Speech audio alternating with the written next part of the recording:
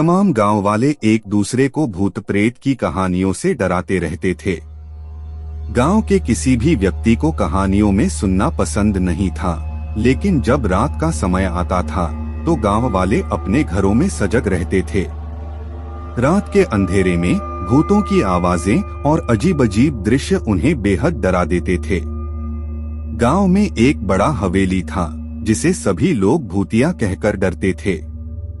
हवेली का माहौल खुद में ही एक अजीब सा था। वहां रहने वाले लोग कहते थे कि रात के समय वहां अजीब आवाजें सुनाई देती हैं और कभी-कभी उन्हें किसी अनदेखे चेहरे का सामना भी होता है। गांव के एक युवक नामक राज ने कभी भी इस हवेली की ओर ध्यान नहीं दिया था।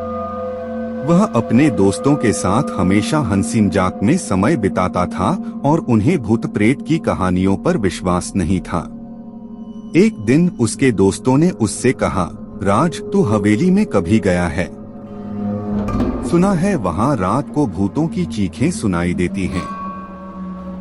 राज ने हंसते हुए जवाब दिया, अरे यार, तुम लोग भी ना। वह सब तो बस कहानियां होती हैं, असलियत में कुछ नहीं। मैं वहां जाऊंगा और तुम्हें सिखाऊंगा कि भूतों का कोई असलियता नहीं होता। दोस्तों ने राज को चुनौती दी और उससे कहा, ठीक है, फिर तू रात को हवेली में जाएगा और हम बाहर से तुझे देखेंगे। राज ने चुनौती स्वीकार की और वहां जाने का निर्णय किया। रात के समय जब पूरा गांव सो रहा था, राज हवेली की ओर बढ़ा। वह थोड़ी डरपोक था, लेकिन उसने खुद को साबित करने के लिए बहादुरी दिखाई। हवेली का दरवाजा क्रीक क्रीक करते हुए खुला और राज अंदर चला गया। वहां का माहौल सीधे उसकी हड्डियों में छू गया।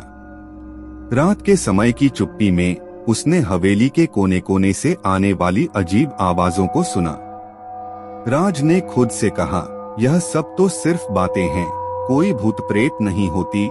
लेकिन जैसे ही उसने एक कमरे का दरवाजा खोला, वह अचानक खड़ा हो गया।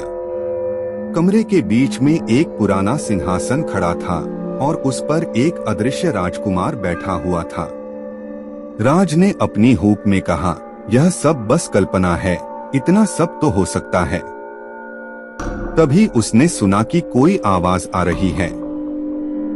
कौन है वहाँ? राज ने धीरे से पूछा। अचानक सिंहासन से उठकर राजकुमार ने अपनी दृष्टि बदली और राज की ओर मुड़कर बोला, तू कौन है और मेरी राह में क्यों आया है? राज की आंखें फटकर रह गईं और उसने हैरानी से कहा, तुम कौन हो? राजकुमार हंसते हुए बोले, मैं हूँ यहाँ का राजकुमार, वैसे तू भी तो यहाँ का राजा है ना। राज ने अपने दोस्तों को बाहर से बुलाया और वे सभी बहुत चौंके हुए हवेली में गए।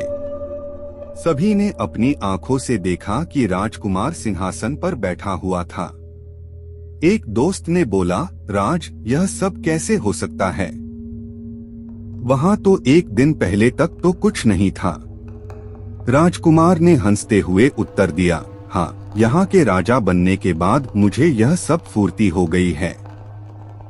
राज और उसके दोस्त बहुत हैरान थे, लेकिन वह भी खुश थे कि कोई भूत प्रेत नहीं था और यह सब सिर्फ एक बड़े मजाक का हिस्सा था। हवेली में कुछ ही दिनों में सभी गांव वाले इस अजीब घटना के बारे में भूल गए और गांव का माहौल फिर से सामान्य हो गया। लेकिन वही रातों का अजीब आवाज और भूतों की चीखें जारी रहीं। गांव वाले फिर से डरने लगे और हवेली को छोड़ दिया करते थे।